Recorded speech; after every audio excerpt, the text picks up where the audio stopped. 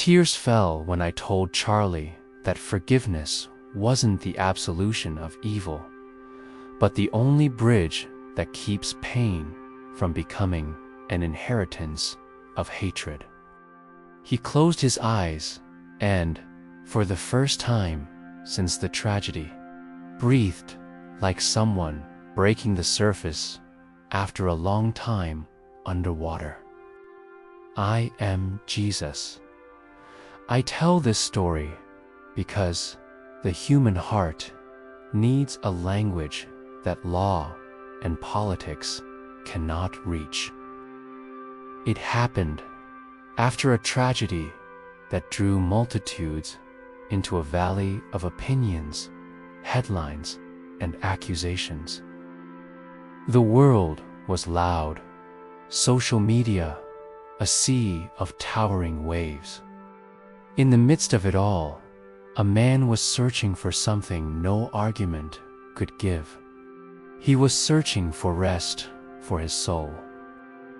His name is Charlie. I met Charlie in the silence.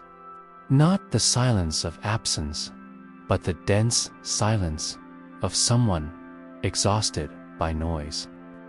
The place felt like a room set apart from the world. No banners, no cameras, no microphones. Only a simple table and soft light filtering through the curtain. He greeted me with a nod, his shoulders curved under an invisible weight. I called him by name, as one calls a friend. He answered with a look that blended strength and fragility. The tragedy had opened a wound that ordinary words could not reach. I began by telling him I understood the storm forming inside. Pain never arrives alone. It drags in questions, memories, guilt, anger, the sense of injustice. He nodded, eyes brimming, and I continued, because in that moment, the most important thing was not explanation, but encounter. In situations like this, the soul seeks a safe place where it can speak the truth without fear. I offered that place. I told him that forgiveness is not a shortcut that bypasses justice. Forgiveness is a road that keeps justice from deforming into vengeance. I reminded him that I myself, nailed to a cross, wounded and humiliated, prayed for those who harmed me. As it is written in Luke 23:234 in the King James Bible, "Father, forgive them, for they know not what they do." The room remained in silence after those words. It wasn't an empty silence. It was a fertile silence, a pause where a seed can settle into the soil. I announced what we would walk through together. I said we would visit old memories, distinguish justice from payback, learn the language of grace, and understand that forgiveness is a repeated decision, not a perfect emotion. I promised that if he stayed in the conversation to the end, he would leave with something stronger than pain. Not a denial of what had happened, but an authority born of suffering, walked through with God. If this story touches you, share it with someone who needs to remember that grace is greater than hate. Sometimes a single share pulls someone back from the edge of despair. As we sat, I touched the table and leaned slightly forward. Charlie took a deep breath like a man preparing his heart for a surgery that could no longer be postponed. The conversation began there. I said, "The memory of love does not depend on pain. When love is real, it does not need the thorn to keep from being lost." I taught that anger can be a legitimate alarm, but never a permanent engine. As it is written in Ephesians 4:26 in the King James Bible, "Be the angry and sin not." I said that holiness does not require the numbing of emotion, but invites emotion to submit to the government of truth. He wiped away the tears that insisted and asked me to go on. I asked what he feared most when he heard the word forgiveness. He answered honestly that he feared erasing the gravity of what had happened. I assured him that forgiveness does not paint what is dark in light colors. Forgiveness switches on a light that lets you walk in the dark without becoming part of it. I quoted Romans 12:21, KJV, "Be not overcome of evil, but overcome evil with good." These words were not written for easy moments. They were written for long nights and deep valleys. I approached his pain with care and brought to the table a knowledge no one had told me that day, yet which I had always known. I told him about the simple hymn his grandmother sang in the kitchen on Sundays, that it is well that taught him to breathe slowly when he was a boy. I told him about the Bible marked in Psalm 91, lying open on a coffee-stained table. I told him about the dark room where, still young, he asked me to protect him from a fear he could not explain. He went still, lips parted, and whispered a barely audible yes. This was not display.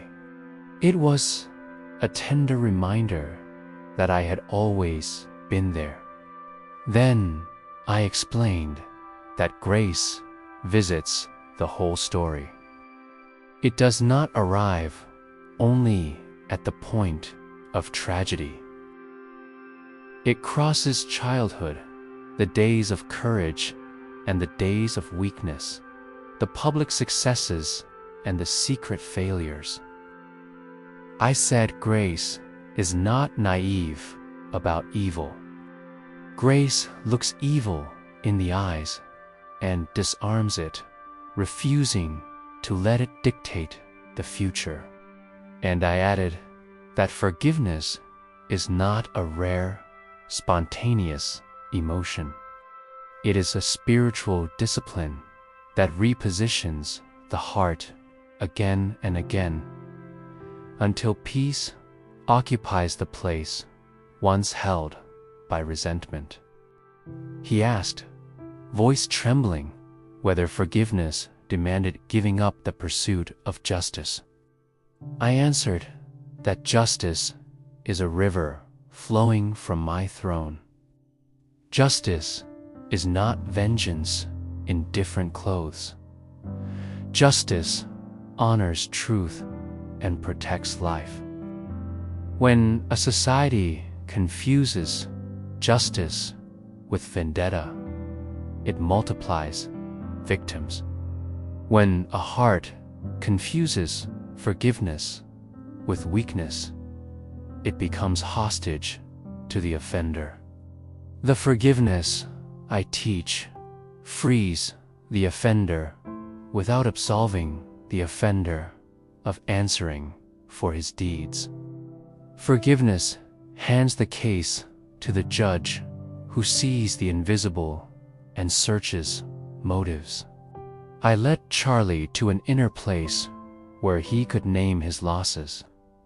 I asked him to speak of the absent, the projects interrupted, the smiles that will not be photographed, the empty chairs at the table. Each name was spoken like placing flowers upon the earth. I listened as one receives living offerings.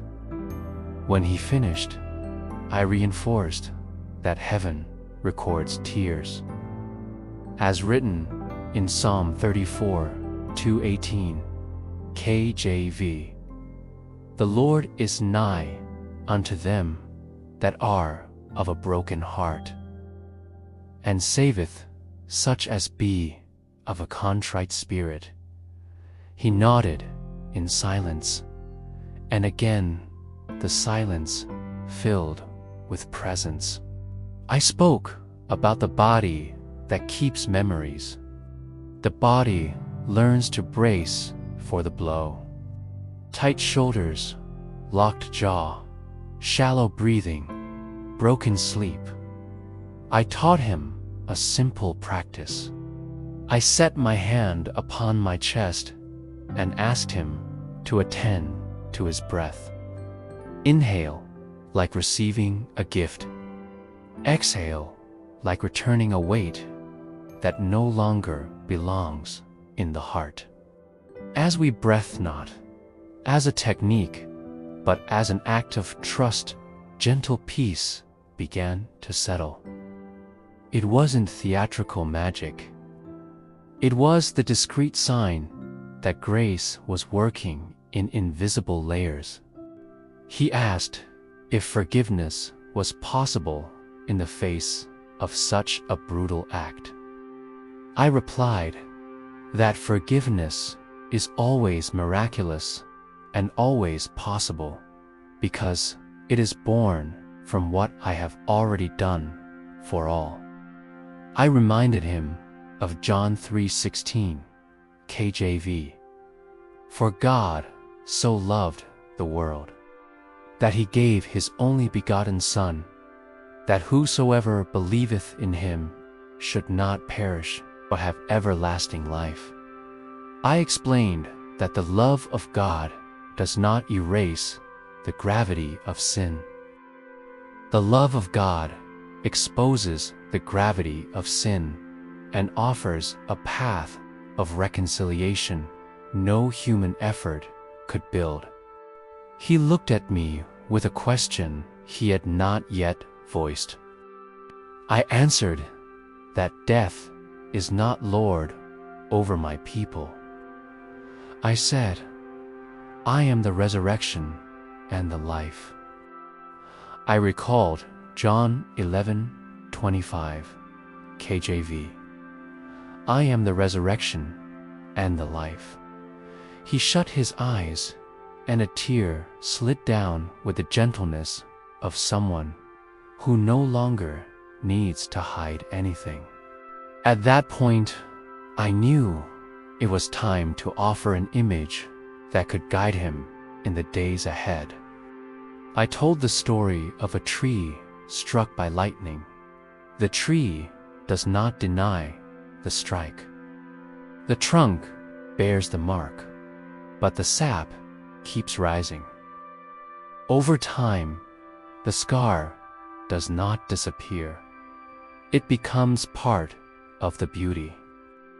The tree learns to blossom despite the mark.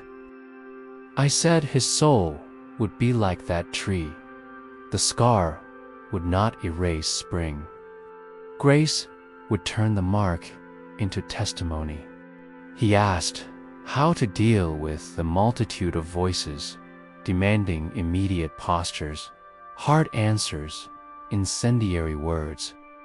I replied that the world's hurry is a form of control. It feeds the fire instead of warming the house. I counseled him to slow the pace of public responses, until his heart found the rhythm of truth. I taught that speaking after praying after speaking, a word delayed by prayer arrives right on time. I also helped him distinguish forgiveness from reconciliation, an act of the heart before God. Reconciliation requires two parties walking toward truth. I said he could forgive today and still trust the process to human justice, while keeping his soul free from the prison of bitterness. I reminded him of Ephesians 4:32, KJV, and be the kind one to another, tender-hearted, forgiving one another, even as God, for Christ's sake, hath forgiven you. That is the measure, not the measure of merit, but of the grace that reached us first. I noted he would need holy rituals to sustain the decision when emotions rose against it. I suggested 3 practices. First practice: every morning, before speaking to the world, quietly remember that life is a gift and love is stronger than the wound. Second practice: every afternoon, choose a concrete good to do for someone who cannot repay you. It can be a phone call, a visit, an anonymous act of generosity. Third practice: every night, name in prayer the people involved and ask for justice with mercy, so the night won't become a breeding ground for resentments. I said, these practices are not merits. They are the soul's breathing. Right then, I brought back a memory his mind had not accessed for a long time. I mentioned the afternoon when, as a teenager, he read the Sermon on the Mount alone and felt called to pursue truth beyond convenience. I told him that on that day he underlined Matthew 5:44 without understanding how to live it in the real world. I said that today was one of those days when the ancient word demanded flesh and blood. I read to him in the KJV, but I say unto you, love your enemies, bless them that curse you, do good to them that hate you, and pray for them which despitefully use you and persecute you. He took a deep breath and said that word felt impossible. I said, what is impossible for man is God's native terrain. I spoke about the danger of turning suffering into identity. When pain becomes the only lens, a person mistakes the map for the world. I taught that pain is a chapter, not the book. Losing someone is a storm that changes the geography of emotion, but it does not change the faithfulness of God. I invited him to write letters of gratitude to those who had departed, letters where he would celebrate good memories, lessons, promises. I said gratitude is a road that crosses grief without dishonoring truth. He smiled softly and said he would write. I asked him to place his hands over his heart and say out loud, I choose to forgive today in the name of Jesus. He repeated it. Then I asked him to add, not to make light what was heavy, but so that grace will weigh more than hate in me. He repeated it, and something gave way inside. It wasn't euphoria. It was landing. I watched him reach solid ground. Then came a subtle sign. The room seemed to grow brighter. The air grew lighter. There was no theatrical glow, no trumpet sound, only the clarity that arrives when truth finds a home. He noticed it and smiled through tears. I asked what he felt. He said the pain remained, but he was no longer alone inside it. I said, that is the first fruit of forgiveness. Presence defeats emptiness. I spoke about the public responsibility that would rest on him. I said people would listen to him for direction. I counseled that his future words bear the mark of grace. Okay. Speak with firmness without yielding to the temptation to dehumanize the other. I said, firmness with compassion holds more authority than the loudest shout. Denounce evil with clarity and point to good with hope. Remind everyone that justice is necessary and grace is indispensable, so justice will not corrupt. He asked how to guard his heart when new facts emerged, when the news reignited the wound. I taught him 3 questions before each reaction. Does this honor truth? Does this feed love? Does this produce peace? If the answer to 2 of those questions is no, wait, pray, and ask for wisdom. He wrote it down carefully. Then he told me he feared forgetting those who were gone if he eased his anger. I assured him that love carves in stone what pain tries to burn in fire. Stone remains. Fire consumes. To seal our time, I invited him to pray with me. I asked the Father to pour oil over the wound. I ask that peace guard mind and heart. I asked that hope visit his house again. I asked for justice that does not fail and mercy that does not wear out. As we prayed, the weight changed places. The weight that had pressed upon his chest now rested in my hands. That is how it happens when someone gives the case to me. Before we said goodbye, I offered one final image. I said forgiveness is like opening a window after a fire. The house still smells of smoke, but the air begins to enter. With time, the smell becomes memory, and the air returns as life.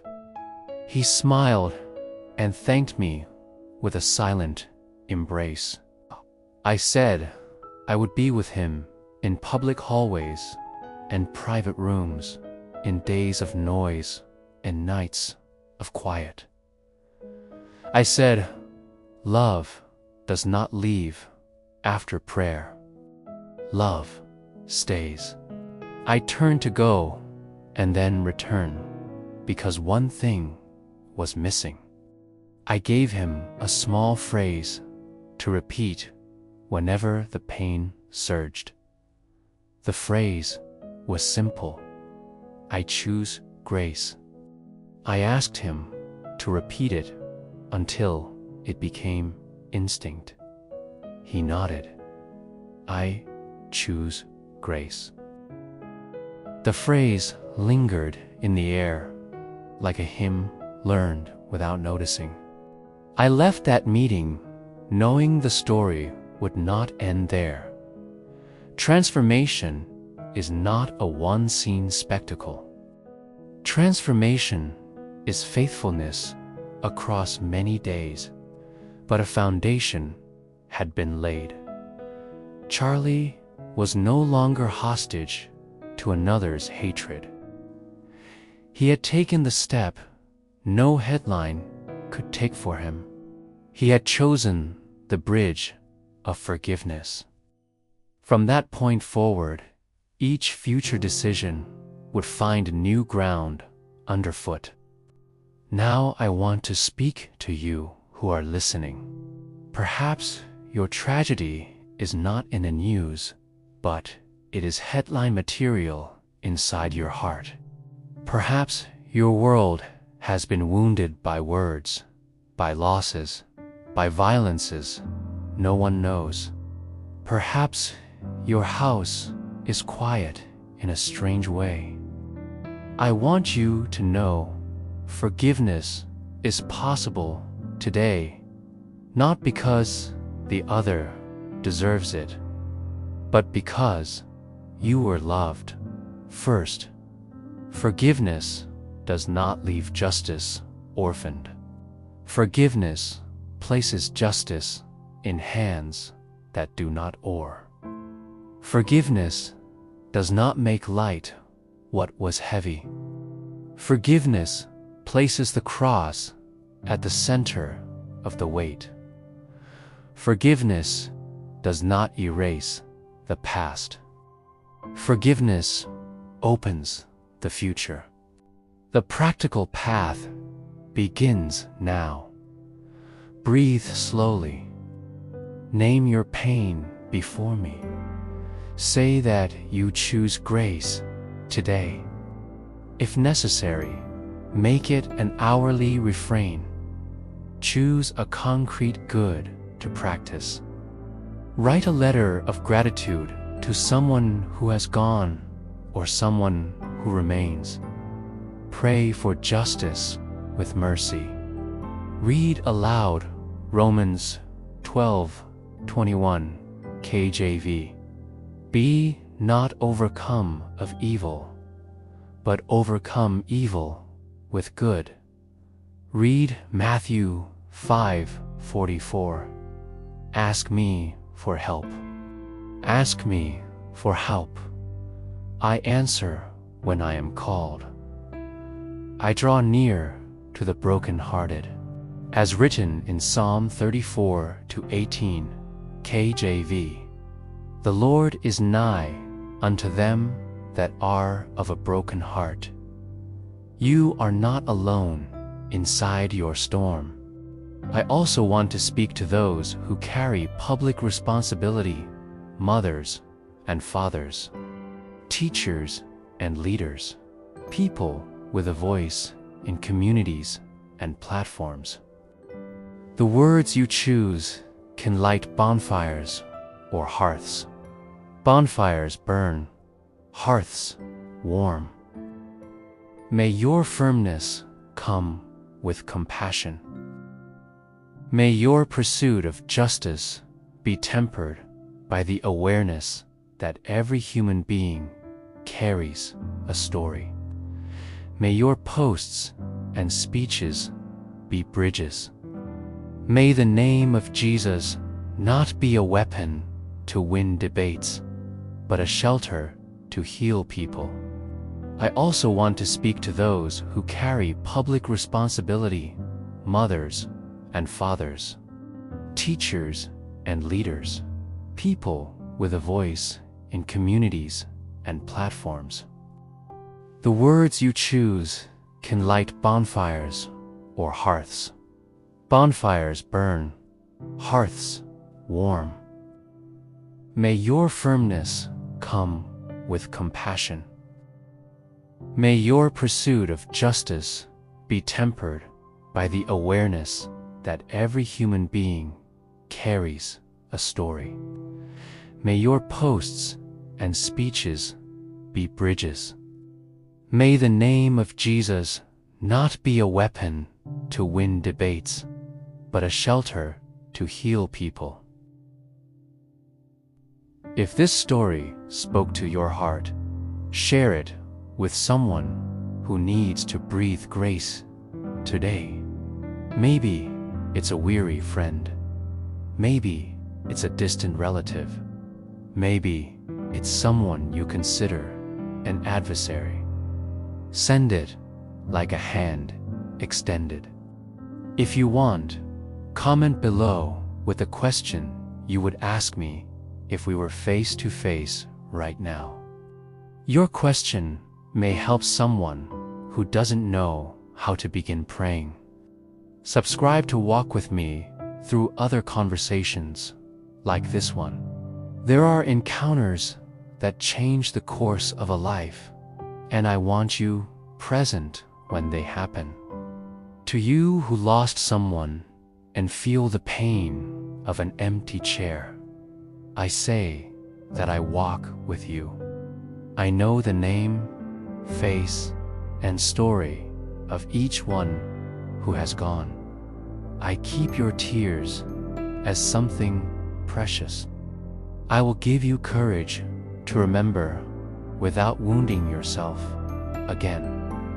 I will give you wisdom to build memories that sustain rather than crush. And in time, the wound will become the sign of a grace that does not fail. Before I close, I want you to repeat with me out loud. I entrust justice to God. I will not be overcome by evil. I will overcome evil with good. Now breathe. Receive my peace, so that you won't walk alone. Hope. Second, write a short prayer in the comments for someone who is suffering. Third, subscribe and turn on notifications to visit other conversations where grace meets truth. On screen now, you will find another story of comfort and courage. Walk there and continue with me. And remember what I told Charlie before we left. The house still smells of smoke, but the air is already coming in. Choose to open the window every day. Choose grace